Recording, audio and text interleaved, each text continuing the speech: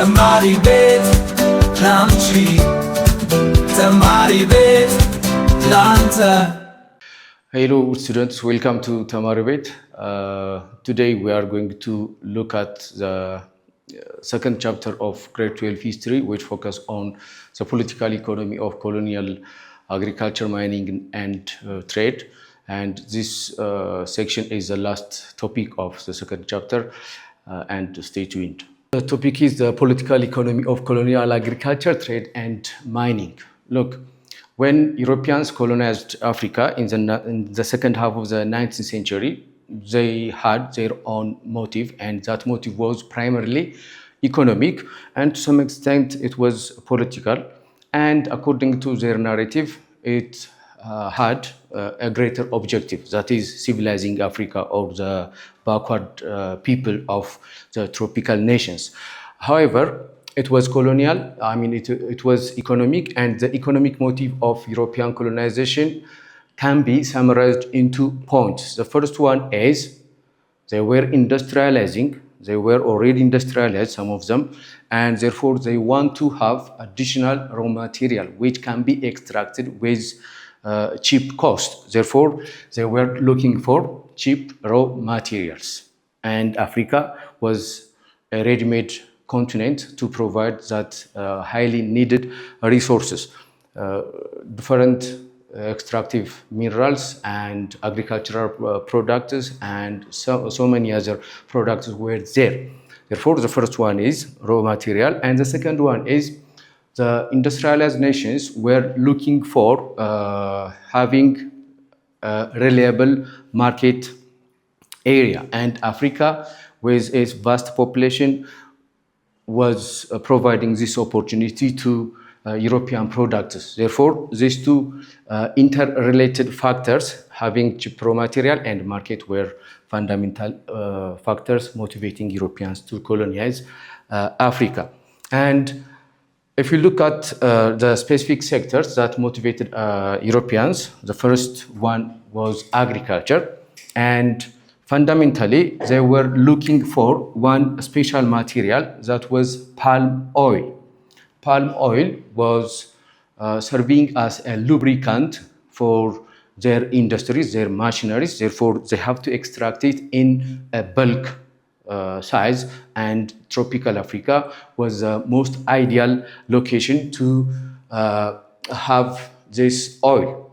And the other product that motivated Africans was peanut. Peanut was raw material for different industrial products. Therefore, some parts of Africa, especially Nigeria and Senegal, were known in producing these products.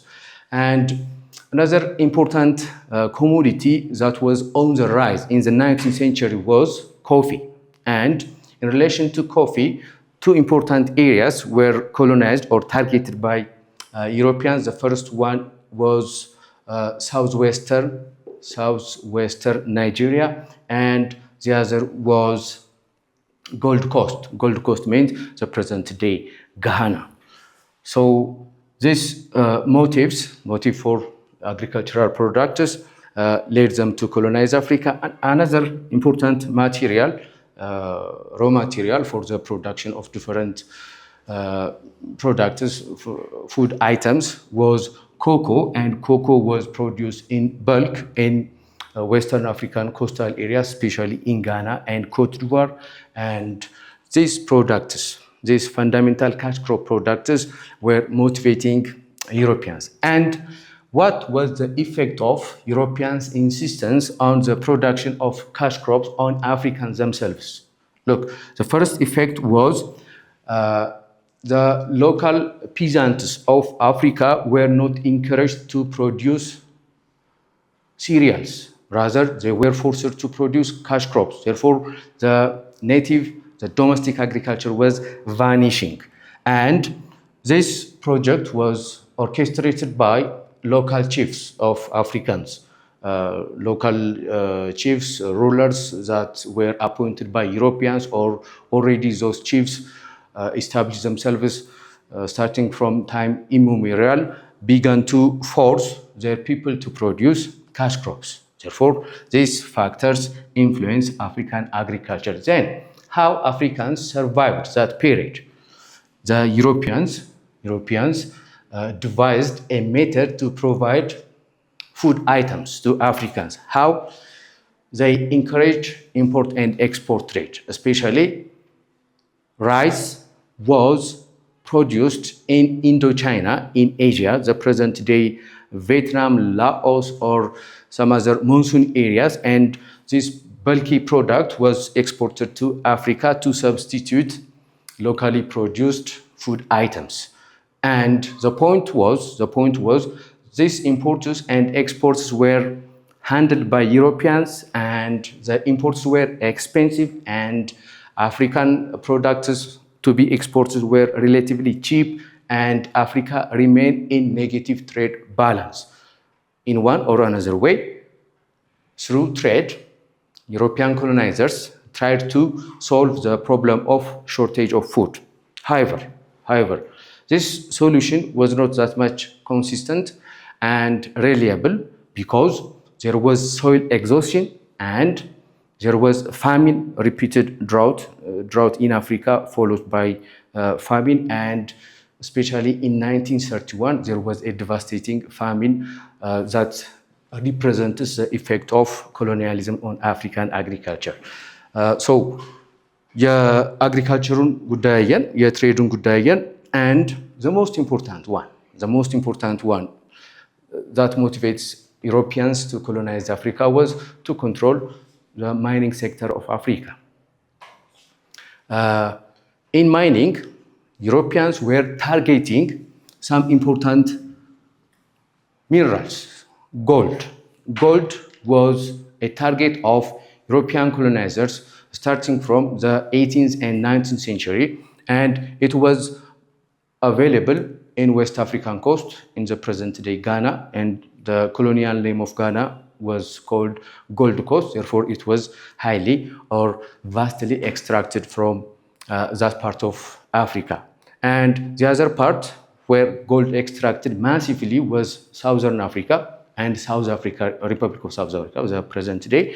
Therefore, gold was widely produced.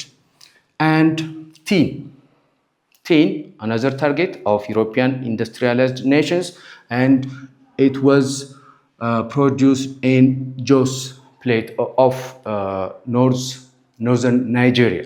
And in addition to tin, they also want to have iron, and iron was vastly produced in Guinea, the present day Guinea Conakry, and the particular mining field that is known to give huge amount of iron is the Fota Jalon highlands, and they were extracting it without any remorse. And copper, in relation to copper, two important areas should be mentioned here. The first one is the Katanga. I think you are familiar with the word Katanga. Katanga refers to southern part of Democratic Republic of Congo and northern part of the present day Zambia.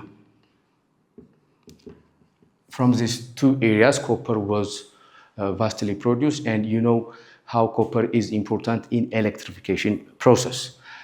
And additionally, coal was vastly produced in southern Rhodesia, the present day Zimbabwe, and above all, the most important mining sector, area that was controlled by Europeans, specifically Britain, was the Witwatersrand. This is especially geologically rich area in the southeastern part of Southern Africa, specifically Republic of South Africa. It gives lots of things: diamond, iron, gold, the most important, the most sought after products for the industrial world. And how these Europeans managed to control these minerals? One, the first and most important method was controlling the right to extract minerals. The right to extract minerals was exclusively controlled by North Africans, as it is the case in agriculture, but it was exclusively the right of white colonizers to control mining lands. And then they began to lease to European companies. Therefore, European companies and European governments in collaboration extract lots of products from African land. This tells you the political economy of colonialism in Africa. The economy was under the control of European companies, and the politics was under the control of European governments. Therefore, Africa was suffering a lot. That is why Africa developed Europe as Europe underdeveloped Africa. So to catch up today's lesson, the topic is here, political economy of colonial agriculture, trade and mining. Agriculture focused on cash crop, not cereals.